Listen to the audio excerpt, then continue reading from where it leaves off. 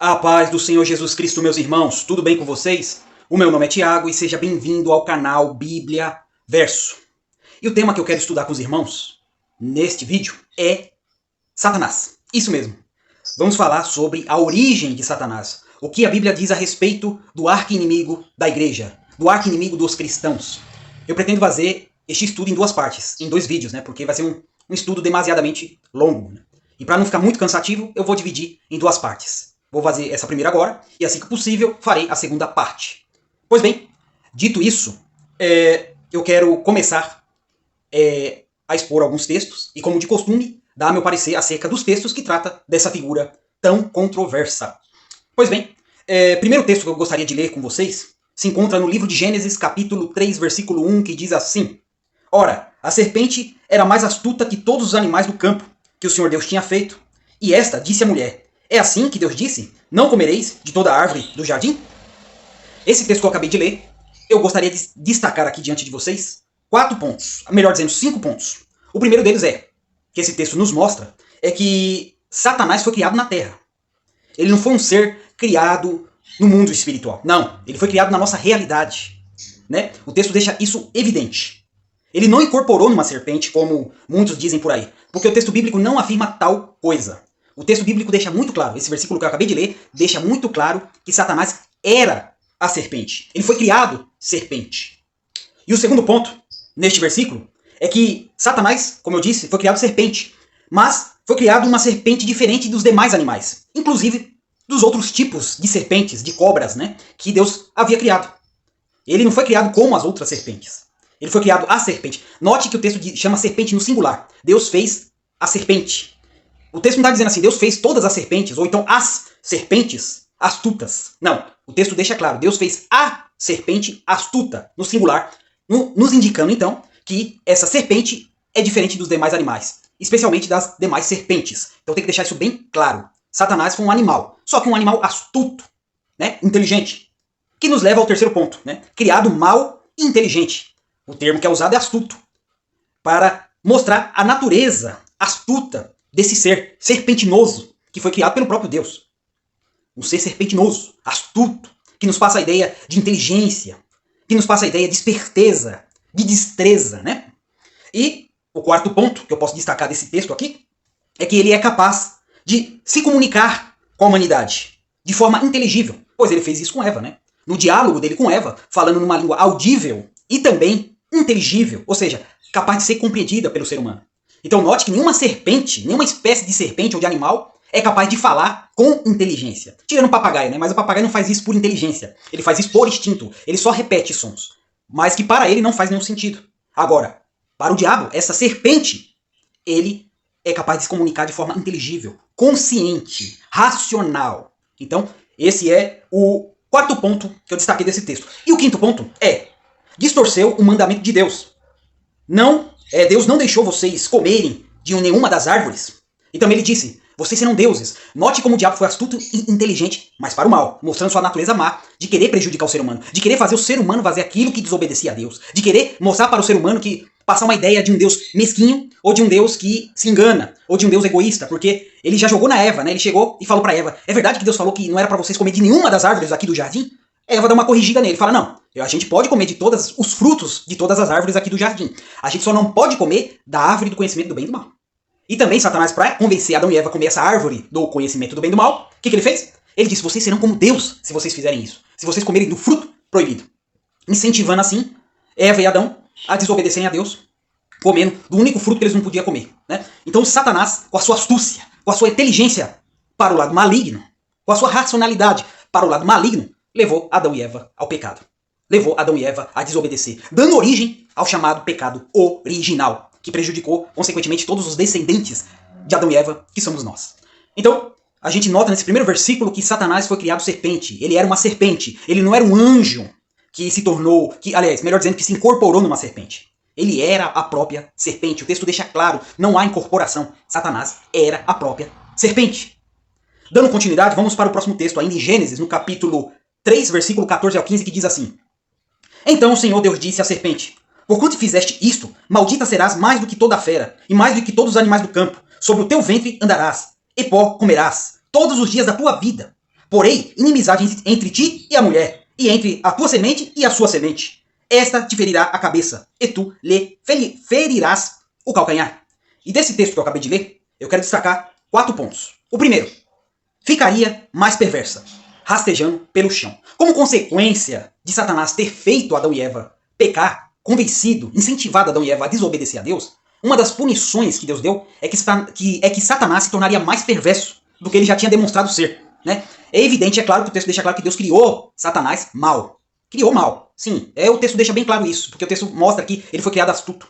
E, consequentemente, essa natureza maldosa de Satanás ia se aumentar com o passar do tempo. E isso foi uma das maldições, isto é, um dos castigos de Deus sobre ele, que ele se tornaria cada vez mais maléfico com o passar do tempo. E é usada a expressão rastejando no chão, né? Algo rasteiro, algo astuto, algo traiçoeiro, né? Rastejante. Mostraria, então, o caráter e a natureza de Satanás, que só pioraria com o passar do tempo, da convivência dele com a humanidade. O segundo ponto desse texto é, viveria do sofrimento e da morte humana. Né? O texto que eu acabei de ler mostra também que ele comeria do pó, Deus faria ele comer o pó. Se você retroceder mais um pouquinho, vou deixar a referência na caixa de diálogo, Deus fala que por causa... retroceder não, avançar, melhor dizendo. Uma das punições que Deus deu à humanidade, ao homem, é de que ele voltaria ao pó, de que ele morreria. Né? Voltar ao pó simplesmente significa morrer fisicamente. Isso seria uma das punições por Adão e Eva ter desobedecido a Deus. E aqui nesse texto que eu acabei de ler, fala que Satanás ia se alimentar do pó. Ele ia se alimentar da morte. Então a morte humana ia passar a ser o alimento de Satanás. É o alimento de Satanás. Na verdade, a morte e as causas mortis são os alimentos de Satanás. Os agentes da morte produzem alimentos para Satanás. E a partir daí Satanás desenvolveu um sistema neste mundo que produz mais e mais morte. Tanto no meio político, através da política, através da mídia, através da sociedade de uma forma geral, através de ideologias, enfim, ele usa uma série de instrumentos complexos que desenvolvem um sistema que gera morte, que produz o seu alimento favorito, a morte humana. Então, mais uma das maldições que Deus lançou sobre Satanás é comer do pó, isto é, se alimentar da morte humana, se alimentar daquilo que produz a morte, né? Então ele ia fazer de tudo para produzir mais e mais morte, como ele sempre faz, e levar mais e mais seres humanos à morte, como ele sempre fez, desde Adão e Eva. Levou Adão e Eva à morte, e ele continua fazendo isso com seus descendentes, levando todos os seus descendentes, né, a humanidade, à morte, através de vários meios possíveis que ele pode utilizar para convencer o humano a produzir morte, matando um ao outro. E isso é um banquete para Satanás, não é mesmo? O terceiro ponto desse versículo que eu li, desses 2 versículos, ele viveria em conflito com o povo de Deus, com a mulher e seus descendentes. Então, a partir daí, não só Satanás se alimentaria da morte humana, mas também ia se opor aos descendentes, à humanidade de uma forma geral. Né? Satanás não gosta dos seres humanos. Para Satanás, o ser humano é gado. Para Satanás, o ser humano é um produtor de alimento para ele, que é a morte, como eu acabei de mostrar no ponto 2. E no ponto 3, ele ia se opor à humanidade, especificamente aos cristãos, né? Porque o texto aqui inclui uma promessa, principalmente o versículo 15 do capítulo 3, inclui uma promessa da manifestação do Messias para destruir as obras do diabo. E essa obra é justamente aquela que produz a morte, a qual ele se alimenta, né? Ele que tinha o império da morte, né? Ele que tinha a chave da morte, no sentido de que a morte para ele era um meio pelo qual as suas forças, o seu poder era amplificado, né? Quando a gente se alimenta, a gente fica mais forte, né? Mais lúcido, nosso organismo se torna capaz de funcionar melhor quando a gente está alimentado. E isso vale para Satanás. Quanto mais morte, quanto mais destruição, quanto mais os agentes, o caos, enfim, tudo que leva à morte for realizado neste mundo, no nosso mundo, mais forte ele fica. Mais forte ele fica na vida da humanidade, na vida dos seres humanos específicos, né? Então, a gente vê aqui que ele ia se opor principalmente aos cristãos, que é o ponto 3, né? A descendência da mulher aqui, que o texto deixa claro, e é o ponto 4, que eu considero dessa passagem que eu li, é que ele seria derrotado e humilhado por um descendente da mulher. E esse descendente, como eu disse, é o próprio Senhor Jesus Cristo. Jesus Cristo veio para destruir essas obras de morte do diabo, para que a partir daí ele trouxesse a vida que entrou no mundo por meio da morte, que foi gerada, que foi produzida pelo pecado de Adão e Eva, ao qual Satanás foi o principal ali, arquiteto, digamos assim, né? Foi o principal meio que contribuiu para a queda e a morte da humanidade. Então, esse é o versículo, né? Aliás, é o capítulo 3, versículo 14 ao 15. Agora, vamos abordar outro tema muito importante e que também, né, pode trazer um pouco de estranheza para quem vai ouvir o que eu vou falar. Mas eu estou seguindo aqui o que a Bíblia diz, né? A proposta desse canal é seguir o que a Bíblia diz, sem depender de fatores externos. Então a gente sabe que há muita tradição, há muita visão teológica que às vezes não está de acordo com o texto bíblico. Mas a minha proposta aqui nesse canal é ir de acordo com a Escritura, é só confiar no que a Bíblia está dizendo. E o que a Bíblia está dizendo aqui, meus irmãos, sobre a questão de que Satanás foi criado mal. Eu já dei essa pitada logo no comecinho, mas eu vou me aprofundar um pouquinho aqui. Satanás, ele foi criado mal, Deus criou Satanás mal. Satanás não nasceu, não foi criado bom. né? Não houve um momento que Satanás foi um ser bom. Ele já foi criado mal. O texto de Gênesis que eu li deixa isso claro. E um outro texto que comprova claramente essa verdade se encontra no Evangelho de João, no capítulo 8, versículo 44. Palavras do próprio Senhor Jesus. Olha o que Jesus diz para os fariseus. Vós tendes por pai o diabo, e quereis satisfazer os desejos do vosso pai. Ele foi homicida desde o princípio, e não se firmou na verdade, porque não há verdade nele. Quando ele profere mentira, fala do que lhe é próprio, porque é mentiroso, é pai da mentira. Então esse texto que eu acabei de ler nos traz 4 pontos importantes que comprovam que Satanás foi criado mal. Ele não se tornou mal, ele já foi criado com essa natureza ruim, com essa natureza má. Deus criou ele assim, né? E para tudo tem um propósito. Até o ímpio para o dia da calamidade, da destruição. Até o diabo foi criado mal para um propósito. Mas não vou me aprofundar da questão de Deus ter criado ele mal para algum propósito. O que eu quero me aprofundar é que a Bíblia deixa claro que Satanás foi criado mal. É uma serpente que foi criada má, astuta, né? E nesse texto que eu li do Evangelho de João, no capítulo 8, versículo 44, eu destaco aqui 4 pontos. O primeiro, homicida. Como eu disse, já no início, levou Adão e Eva e, consequentemente, toda a humanidade à morte, né? Através da sua astúcia, da sua oratória, do seu sofisma, da sua habilidade de transformar a mentira em verdade na mente de Eva, aproveitando ali do desejo de Adão e Eva de consumir o fruto proibido, ele conseguiu levar a humanidade à morte. Como eu disse, né, por causa da desobediência vem uma morte física, né? E também espiritual. Mas isso é tema para outro vídeo, essa questão da morte espiritual. Eu estou enfatizando aqui a morte física, né? E Satanás levou a humanidade à morte. A morte entrou no mundo. O ser humano não foi criado para morrer, mas a partir da desobediência se tornou mortal, se tornou morrível, né? E Satanás é um dos principais responsáveis por levar a humanidade à morte. Então, desde o princípio, note que Jesus usa essa palavra, e esse é o segundo ponto. Desde o princípio, né? No original grego é arche, que quer dizer princípio, começo. Então, desde o princípio, desde a sua origem, Satanás foi criado mal, era homicida, era mentiroso. Ou seja, nunca houve um momento em que o diabo foi bom. Nunca houve verdade nele. Deus não criou o diabo bom. Deus não criou o diabo verdadeiro. Nunca houve um momento. Jesus falou que nunca houve verdade nele, né? Nunca houve, além da verdade, nunca houve bondade em Satanás. Nunca houve. Ele já foi criado por natureza mal. Ele só precisava de uma oportunidade para demonstrar essa natureza, que foi através do engano que ele trouxe sobre Eva e, consequentemente, sobre Adão. Mas a gente pode observar claramente que desde o princípio, desde a sua origem, ele foi criado mal. E Jesus deixa isso claro, né? Só não vê isso quem não quer. Quem quer dar outra explicação para tentar, de alguma forma, achar que, bom, se eu falar que Deus criou Satanás mal, tô querendo dizer que Deus criou mal, que não sei o quê, biriri, bororó, como se isso fosse um problema para Deus, né? É um problema para a mente humana. Assimilar que um Deus justo, um Deus bom, um Deus puro, um Deus santo, possa criar o mal ou possa criar coisas más. Ele pode sim, e isso não afeta a sua santidade, a sua bondade, porque não existe lei que diz que Deus se torna mal ao criar o mal. Né? Não tem uma lei acima do Senhor para dizer que ele está errado em criar o mal ou criar seres maus, males, né? Seres maldosos, ou desculpa o português, seres maldosos. Então, a gente nota aqui, isso é assunto também para outro vídeo, essa questão da soberania de Deus ser a causa de tudo.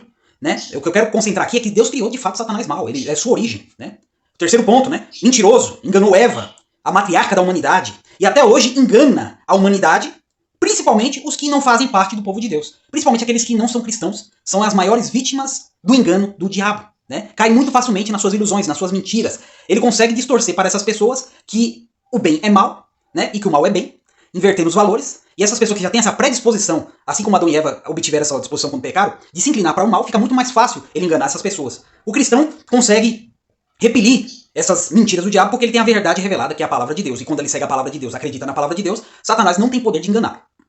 E o quarto ponto, né? Ainda considerando essa questão da mentira, Satanás é o pai da mentira. Jesus fala que Satanás é o pai da mentira. Todos que vivem do engano e da mentira estão identificados e ligados a ele. Então, se a pessoa tem o hábito de mentir, ou vive uma vida de mentira, isto é, contrária à vontade de Deus, viver de mentira é justamente viver contrário à verdade de Cristo, contrário ao evangelho, contrário à vontade de Deus, está vivendo de acordo com o diabo.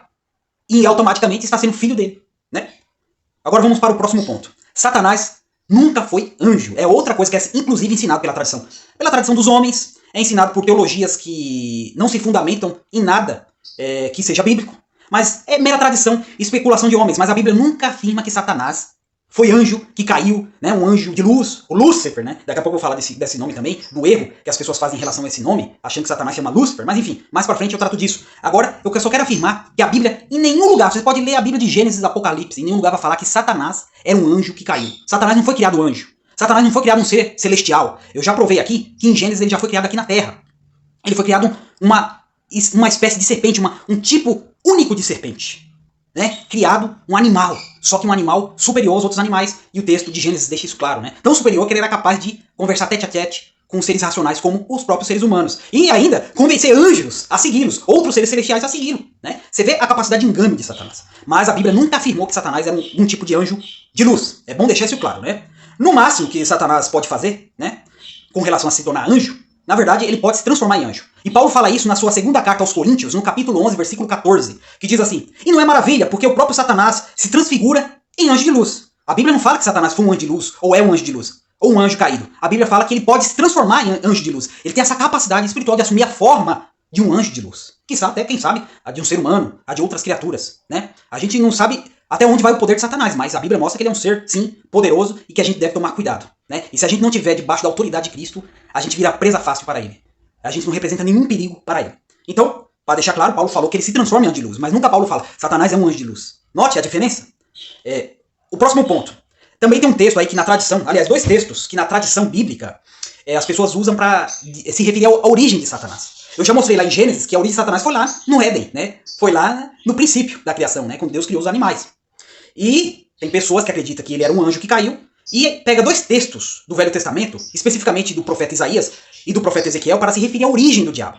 Mas eu vou mostrar para os irmãos aqui que nenhum desses textos, de fato, afirma a origem de Satanás. Na verdade, esses textos nem sequer falam de Satanás. Os profetas não tinham em mente, e nem o Espírito Santo, que inspirou esses homens, tinha em mente falar de Satanás ali. Muito pelo contrário. O contexto mostra que Deus estava se referindo a homens, né? Os profetas se referindo a reis humanos, e não a uma entidade sobrenatural e demoníaca, que é o diabo. Né? E eu vou começar aqui com Ezequiel. Né?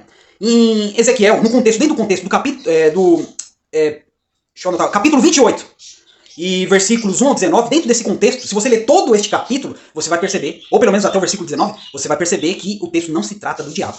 Mas a tradição, né, muitos acreditam nisso, fala que o texto está falando do diabo de uma forma velada, ou de uma forma simbólica, mas tipo, né, usando a ideia dos reis ímpios, como se fosse a própria figura de Satanás, mas o contexto nega completamente isso e eu vou provar para vocês. Né? Ezequiel, capítulo 28, 14, diz assim: tu eras o querubim ungido, tu eras o querubim ungido para cobrir, e te estabeleci. No monte santo de Deus estavas, no meio das pedras afogueadas e andavas, né? Então muita gente usa esse texto aqui para falar que Deus está se referindo ao diabo sem qualquer justificativa. Porque fala assim, Deus não pode estar falando de um ser humano aqui usando esses termos, querubins, querubim ungido, sendo que o homem não é um querubim. Mas só que eles esquecem que a Bíblia usa muita metáfora, a Bíblia usa muito simbolismo, muita figura de linguagem, hipérboles, né? Que é um exagero intencional para enfatizar algum ponto que o autor quer mostrar. As pessoas não levam isso em conta. Fora que não levam em conta o próprio contexto, como eu disse, né, do versículo 1 ao 19 do capítulo 28, eles não levam em conta o contexto, para quem de fato o profeta está se dirigindo.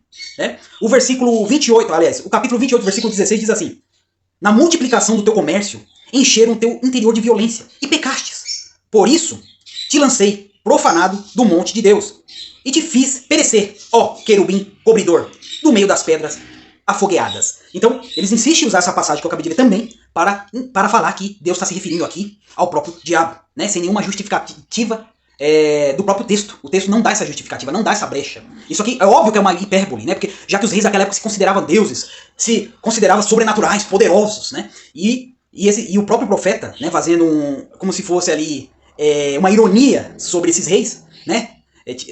Tirando uma onda desses reis, porque eles se achavam muito, e dirigindo ele com essas linguagens metafóricas, né? Querubim, um ser celestial aí de extrema grandeza. Mas a gente percebe aqui que esse texto que eu acabei de ler, esse versículo que eu acabei de ler, fala do rei de Tiro.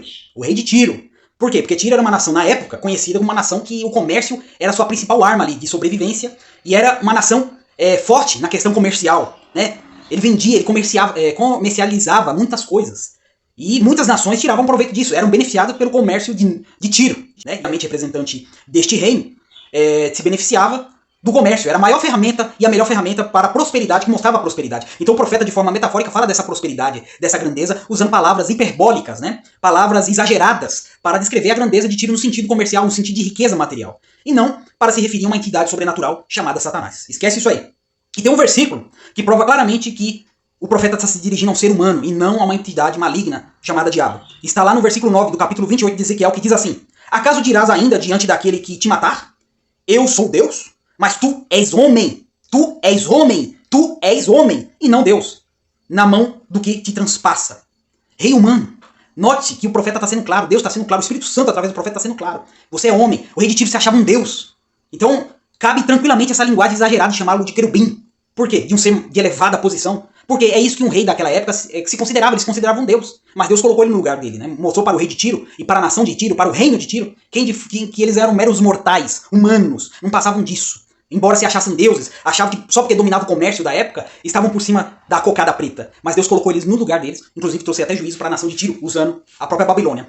E falando em Babilônia, né, vamos aqui para outro texto que é a tradição, que muitos teólogos até genuínos, né, teólogos estudiosos genuínos, acreditam, também sem justificativa bíblica, que Isaías também fala da origem do diabo. Né?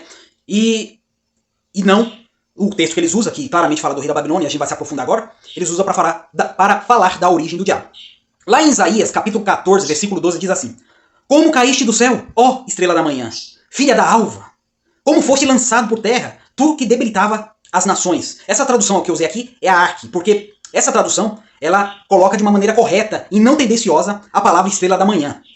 Por que eu estou dizendo isso? Porque justamente em traduções bem consideradas fiéis, mas usou palavras tendenciosas para despertar uma teologia que o texto não está propondo sobre Satanás.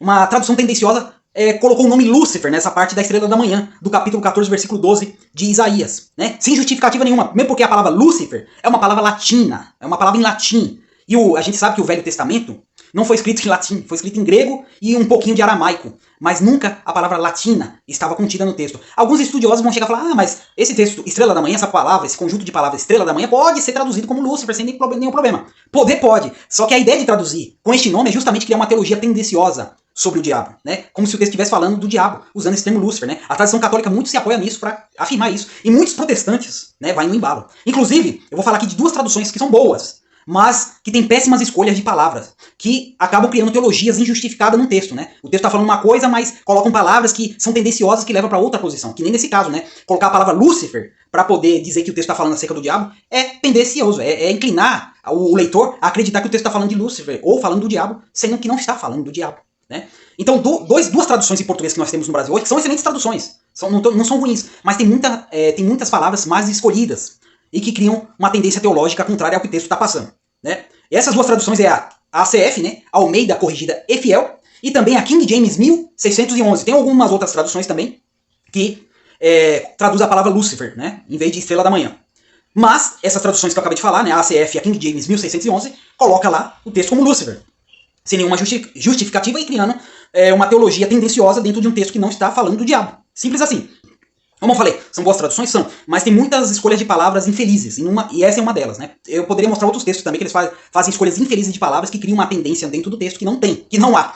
Mas, como a gente está tratando aqui do diabo, né? Então, a questão do Lúcifer, esquece, o diabo não tem esse nome. Esse nome é invenção de homens, e não é o que o texto bíblico diz, principalmente aqui em Isaías, né? Que é usado para falar da origem de Lúcifer, da queda de Lúcifer, ou da queda do diabo, ou da queda de Satanás. Lá em Isaías, capítulo 14, versículo 16, diz assim: Os que te viram te contemplarão, considerar-te-ão e dirão: é este o homem que fazia estremecer a terra e fazia tremer os reinos? Então note que Isaías também está se referindo a um homem. O Espírito Santo, através de Isaías, está se referindo a um homem. E este homem era o rei da Babilônia, representante do reino da Babilônia. E como eu disse, eles se consideravam deuses. Então é natural tanto Isaías quanto Ezequiel usar metáforas, usar palavras, usar hipérboles, exageros intencionais para descrever esses reis que se achavam demais.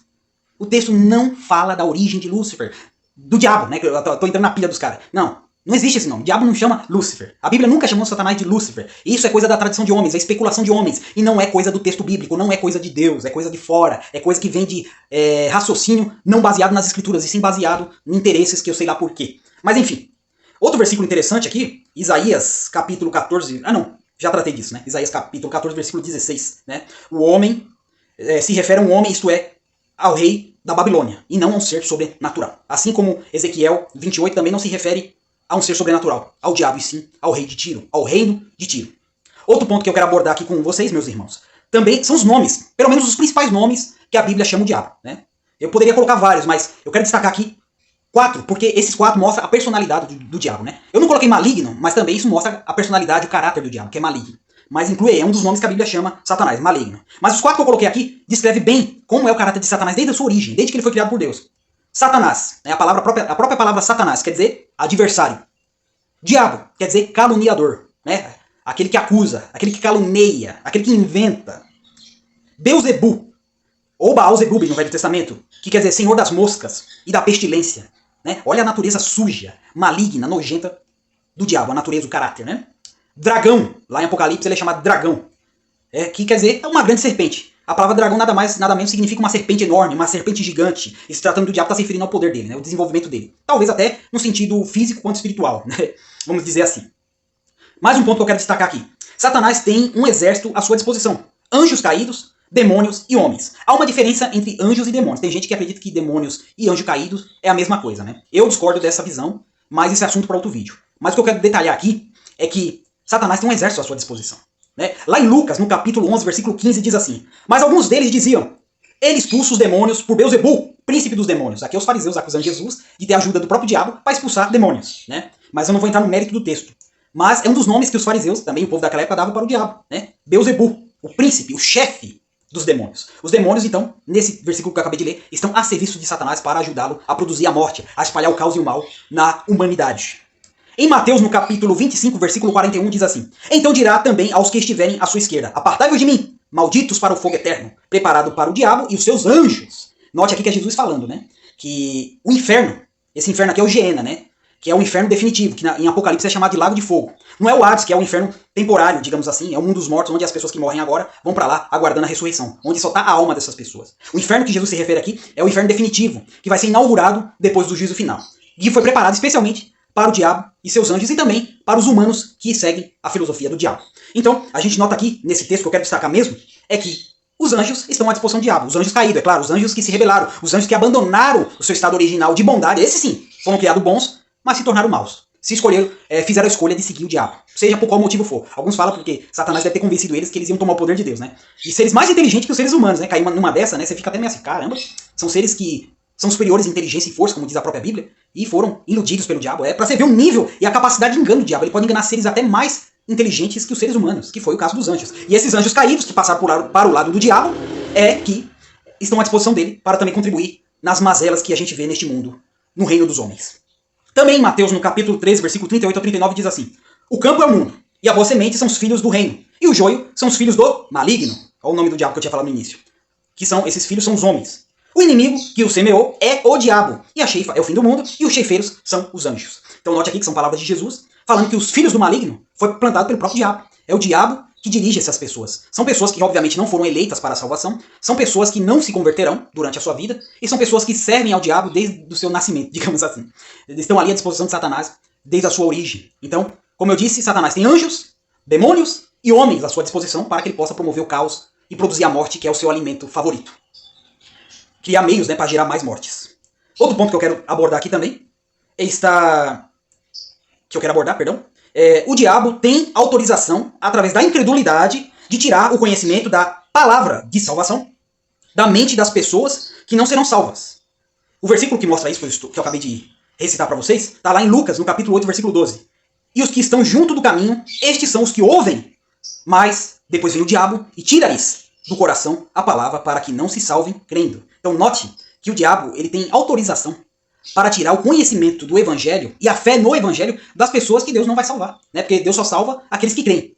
Então aquele que não crê não vai ser salvo. E quando ele ouve, não crendo a palavra, Satanás já te retira.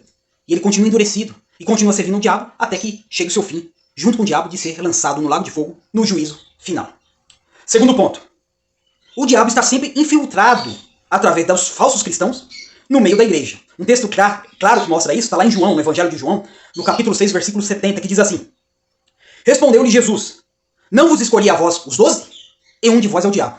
Olha só que interessante, né? Jesus falando dos 12 apóstolos, e o próprio Jesus escolheu um servo do diabo para andar no meio deles, claro, para cumprir um propósito. Óbvio, né? O propósito de Deus, o propósito de Jesus é que tivesse um traidor no meio mesmo, para que se cumprisse os planos de Deus. Mas não é esse o ponto que eu quero destacar. O que eu quero destacar é que eles andam infiltrados no meio do cristão. Então tem muito crente, muito cristão, que na verdade são servos do diabo. São o próprio diabo, como se fosse o diabo de carne. De tão ruim que é. E está no nosso meio, passando uma fachada de crente. É um Judas, né? Parece crente, mas não é. Então, através destes ímpios que se passam por cristãos, Satanás se infiltra no nosso meio. Terceiro ponto. O diabo é o opressor da humanidade. Como eu disse, ele quer produzir a morte. Então ele vai oprimir a humanidade. Ele vai fazer todos os meios, ele vai se utilizar de todos os meios possíveis à sua disposição para provocar a morte. E um deles é a opressão. Olha só o que diz lá em Atos dos Apóstolos, no capítulo 10, versículo 38. Como Deus ungiu a Jesus de Nazaré com o Espírito Santo e com poder, o qual andou fazendo bem e curando todos os oprimidos do diabo, porque Deus era com ele. Então, Jesus vem para libertar a humanidade, os seus eleitos, né, principalmente os eleitos, da opressão do diabo. Mas o que eu quero destacar aqui é justamente a sua natureza opressora sobre a humanidade. Então, um dos papéis do diabo é também oprimir a humanidade, porque quanto mais ele oprime, mais ele vai produzir meios para provocar mortes, que vai ser seu alimento, que vai ser aquilo que vai fortalecê-lo na vida das pessoas, na vida de uma nação, na vida de qualquer indivíduo humano espalhado pela face da Terra. Vamos para outro ponto aqui. O desenvolvimento de Satanás. Então, eu havia falado no princípio, né, que Satanás, ele começou no Jardim do Éden como uma serpente, foi criado uma serpente astuta, mas ele vai terminar lá em Apocalipse como um dragão. Como eu já tinha dito aqui, dragão significa grande serpente. Isso significa um desenvolvimento de Satanás. Ele começou como uma serpente e no final, no último livro da Bíblia, ele se torna uma grande serpente. Ou seja, um dragão. Em Gênesis, né, 3:1 diz, né, ora, a serpente era a mais astuta de todos os animais do campo que o Senhor Deus tinha criado. Já em Apocalipse diz, Apocalipse 12, versículo 3, e viu-se outro sinal no céu, e eis que era um grande dragão vermelho. E viu-se um sinal no céu, e eis que era um grande dragão vermelho. Então note a evolução de poder de Satanás. Satanás chegou a esse patamar justamente por causa da morte que ele provoca, que ele contribui na humanidade, né? Que ele leva os humanos a se matarem uns aos outros de vários meios, né? Desde a morte física, né? Que é a última morte, digamos assim, começando pela morte espiritual, né? Ele leva o homem a morrer espiritualmente, mentalmente e fisicamente. Então tudo que gera morte para ele tá bom. E isso foi o quê? Fortalecendo, né? E até o dia do juízo final ele vai continuar sendo fortalecido por causa das mortes. Como eu disse, a morte é o alimento do diabo. Então, para ele, interessa que os seres humanos se matem, né? Quanto mais sangue, quanto mais derramamento de sangue, melhor para ele. Engraçado que Apocalipse, no texto que eu acabei de ler, chama ele de dragão vermelho, né? Essa cor vermelha representa a violência. Considerando o contexto do livro de Apocalipse, na época do Império Romano, né, os soldados romanos usavam uma capa vermelha, né? Também tem uma ligação com isso. Mas também quer passar a ideia da violência, do derramamento de sangue e da morte. Então, para Satanás, o seu principal símbolo é sua capa vermelha, onde representa ali o derramamento de sangue. Ele bebe o sangue da humanidade. Para ele, quanto mais morte, quanto mais sangue derramado, melhor. Isso faz ele de um grande dragão, uma grande serpente, né? Isso torna Satanás forte. E a única coisa que detém é Cristo. Mas não é o ponto que eu quero tratar agora. Vamos para outro ponto. Ordem lógica da origem e da queda de Satanás. Então, eu pus em uma ordem lógica, para a gente entender de forma resumida tudo que eu estou querendo dizer aqui, né? Primeiro, apesar de ter sido criado mal, ainda não tinha manifestado a sua maldade, portanto não havia caído. Então Satanás, quando ele foi criado lá no Éden, ele foi criado mal. Só que ele não foi condenado por quê? Na hora que ele foi criado? Porque ele ainda não tinha praticado a maldade. Ele tinha a natureza ruim, mas ele precisava de uma oportunidade na realidade humana de praticar essa maldade. E essa oportunidade foi quando ele conversou com Eva. Quando ele conseguiu enganar Eva, convencendo-a a comer do fruto proibido.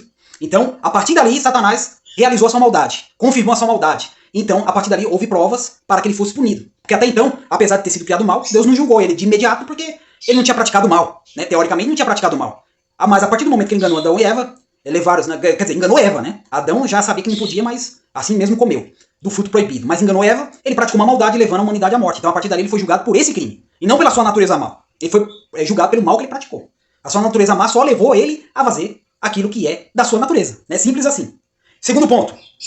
Criado por Deus, astuto, mentiroso e homicida. Eu já li esses dois textos, eu não vou explicar, porque eu já expliquei, mas só para os irmãos terem uma ideia. Né? Ele foi criado astuto, mentiroso e homicida. Gênesis 3:1. Ora, a serpente era mais astuta que todos os animais do campo que Deus tinha feito. Então Deus criou ele astuto. João 8,44. Vós tendes por pai o diabo, e quereis satisfazer os desejos do vosso pai. Ele foi homicida desde o princípio, e não se firmou na verdade, porque não há verdade nele. Quando ele profere mentira, fala do que lhe é próprio, porque é mentiroso e pai da mentira. Então, homicida e mentiroso desde o princípio. Foi feito astuto. Olha a ordem lógica, vai seguindo. Terceiro ponto. Começo da queda. Esperou uma oportunidade para revelar sua maldade, como eu já havia dito, né? Satanás foi criado mal, mas não foi julgado porque ele ainda não havia praticado o mal. E a oportunidade que ele teve de praticar o mal foi quando ele teve contato com Eva e Adão. Né? Gênesis 3:1, na parte B, diz assim. E esse disse à mulher, é assim que Deus disse, não comereis de toda a árvore do jardim? Né? Ele chegou com a malícia, chegou com a mentira, transformou a verdade de Deus em uma mentira, ou a verdade de Deus em algo insustentável para que Eva e Adão cumprissem, e assim conseguiu convencê-los. Quarto ponto, agora a queda. Aí se deu a queda. Ele mentiu, ele levou o ser humano ao erro, e a sentença que ele recebeu por isso, quando ele praticou a maldade, veio a sua queda. E a gente vê a sua queda, é um texto também que eu já li, não vou me aprofundar muito, mas eu vou deixar claro aqui, porque eu já me aprofundei, né? Então, para não ficar muito longo esse vídeo, eu não vou me aprofundar muito. Em Gênesis, capítulo 3, versículo 14 ao 15, diz assim. Então o Senhor Deus disse à serpente, porquanto fizeste isto, maldita serás mais que toda a fera, e mais que todos os animais do campo. Sobre o teu ventre andarás, e pó comerás, todos os dias da tua vida, e porém inimizade entre ti e a mulher, entre a tua semente e a sua semente. Esta te ferirá a cabeça, e tu lhe ferirás o calcanhar. Então, resumindo, Deus amaldiçoou, né, que a maldição na Bíblia quer dizer castigo de Deus, infortúnio de Deus sobre aquele que o desobedece. Se tornou perverso e astuto. Aliás, se tornou não, ele já era, né? Revelou sua perversidade e sua astúcia. E o andar sobre o ventre mostra muito bem isso, um ser rasteiro. Se alimenta e vive da morte, né? Ou comer do pó, como o texto mostra. E foi derrotado e subjugado por Cristo, Jesus, como o texto mostra, né? A descendência da mulher. Que essa descendência é o próprio Messias, é o Senhor Jesus Cristo, que o derrotou através do seu sacrifício e ressurreição, né? Então é isso, meus irmãos. Essa foi a primeira parte desse estudo, né? Glórias a Deus, eu já tinha gravado outras vezes, mas não deu certo, né? Houve uma certa oposição, quem sabe, do inimigo, com certeza foi. Porque ele não quer que a gente fala a verdade acerca dele, né? Inclusive verdade que vai até contra a tradição dos homens. E opiniões que os homens tinham acerca dele, mas que não eram biblicamente válidas, né? Não tinham base bíblica. E eu procurei trazer para vocês nessa primeira parte, também na segunda, se Deus quiser, com base bíblica, o que era Satanás, como foi sua origem, como ele caiu, como ele foi criado, enfim. Eu já abordei tudo aqui e finalmente consegui concluir essa primeira parte. Então, eu aguardo vocês para o próximo vídeo, que vai ser a segunda parte, que vai dar continuidade, que tem mais coisas para abordar acerca desse ser astuto, desse ser rasteiro, desse ser maléfico, homicida, mentiroso, que se alimenta da morte humana, né? E para isso desenvolve um sistema político, sistema social, sistema ideológico que produz a morte. Mas isso é assunto para o segundo vídeo, que eu vou tratar muito mais especificamente disso. Então, é isso, meus irmãos. Até o próximo vídeo, até a segunda parte desse vídeo sobre Satanás. Então, que Deus os abençoe. Tchau!